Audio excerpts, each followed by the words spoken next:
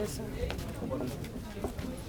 예, 더불어민주당은 오늘 의원총회를 열고 이태원 참사의 책임을 물어 우리 대한민국 헌법의 가치를 수호하고 국민의 뜻을 받들기 위해서 국회의 책무를 또 다하기 위해서 당론으로 이상민 행정안전부 장관의 탄핵소추안을 발의하기로 결정했습니다.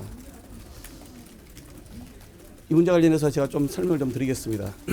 우선 지난 의원총회 이후에 의원들 대상으로 개별 전화나 면담을 통한 의견 수렴, 그리고 주말에는 모바일을 통해서 의견 수렴의 절차를 밟았습니다.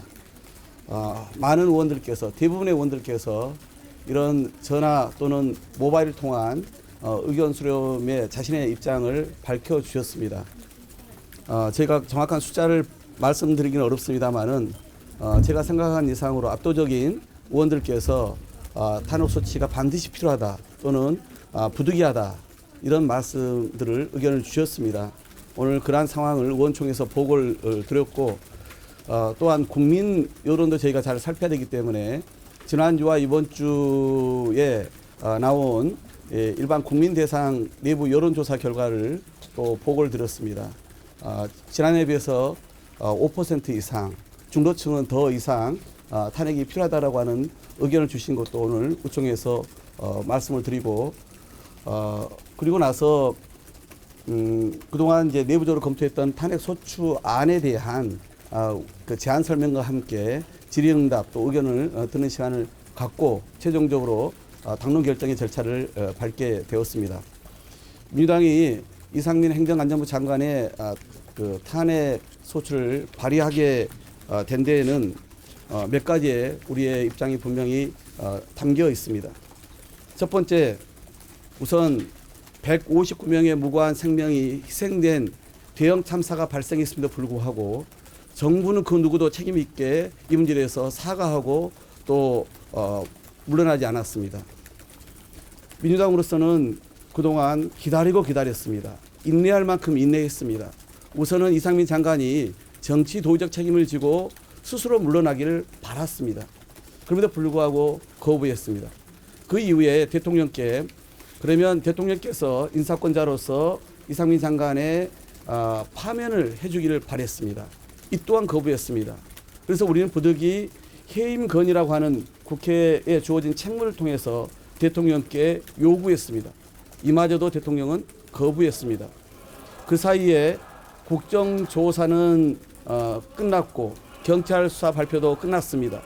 또 이 참사의 책임자를 할 수 있는 이상민 장관은 재발 방지 대책을 마련하는 종합 대책을 마련해서 발표까지 다 끝냈습니다. 이제는 오롯이 책임질 일만 남은 상황입니다.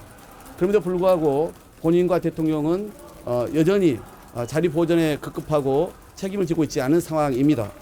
따라서 우리는 검찰 수사도 지금 뒤늦게 시작했습니다만은 이상민 장관은 외회로 하고 있지 않습니까? 이미 대통령과 검찰, 정부와 여당은 이상민만큼은 최법권으로 신성 불가침으로 여겨두는 듯합니다. 그래서 저희로서는 우선은 기다릴 만큼 기다려서 이제는 이 문제에 대해서 매듭을 지어야 할 때다라고 판단을 했습니다. 이를 위해서 국민과 우리 의원들의 뜻을 충분히 저희가 살필 만큼 살펴서 신중하게 결정한 것이다. 이 말씀을 드리겠습니다. 또한 국회의 책무 문제입니다. 국회는 헌법에 의해서 이런 공직자의 헌법과 법률 위반 사항에 대해서 해임 건의나 또는 탄핵을 소추할 수 있도록 규정되어 있습니다. 이것은 신성한 헌법 정신이고 국민이 국회에 요구한 그런 책무이기도 합니다. 그런데 이 문제와 관련해서도 민주당이 현재 다수 의석을 갖고 있습니다. 국민들은 내년 총선에 미칠 영향을 따지지 말고 다수당의 민주당이 할 일을 해라. 그래서 입법부의 권능을 바로 세워라라고 이야기하고 계시다고 저는 믿고 있습니다. 그런 점에서 향후에 그 결과 문제를 먼저 예단하면서 자고우면하는 것을 결코 우리 국민은 바라지 않을 것입니다.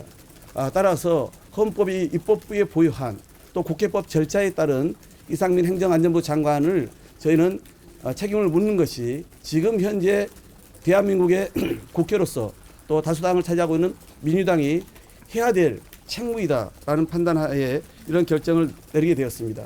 특히 국민의 생명과 안전을 최우선시해야 되는 것은 헌법이 부여한 국회의 제1의 역할이고 민주당 또한 이 문제에 대해서는 그 어떤 타협도 없다는 입장으로 오늘의 당론을 결정한 것입니다. 이와 함께 헌법 재판에 있어서는 중대성을 따집니다. 헌법과 법률의 위반 자체의 중대성을 먼저 따지고 이와 함께 따지는 것이 또 두 가지가 있습니다. 위반 사실이 초래한 결과의 중대성 그리고 파면에 따른 손익 비교 형량을 보게 됩니다. 무슨 말씀을 드리냐면 2004년도 노무현 전 대통령의 탄핵 과정에서 헌법재판소는 이미 대통령과는 달리 다른 공직자들은